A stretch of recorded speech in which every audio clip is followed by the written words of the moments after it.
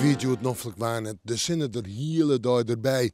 En de temperaturen ze mochten er wezen. Maar het werd morgen warmer. Morgen lentewarmte. En hoe je het sprutsen, het begon van de morgen met volop winterwaarde. In jou het vrede de aanroende nacht min 4,3 graden. En het begon van de morgen met wiet beriepte velden. Een prachtige opkomst van de zinnen. Prachtige plaatsjes kindermeisje. Wel, joen en vannacht. Ja, het wordt een nacht met 0 en plus 3 graden. En dat betekent op een soort plekken vroegstående groen. Verder ziet de wind meer en meer het zuiden op, zwak of matig.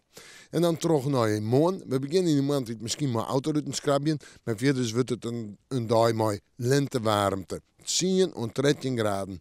Flink wat zinnen, let er wat meer bewolking. Het blijft natuurlijk droog. En de wind het zuidelijke richting met zwak of matig. Ja, en dan fruitje. Fruitje nou, staan gewoon wat oorwaar.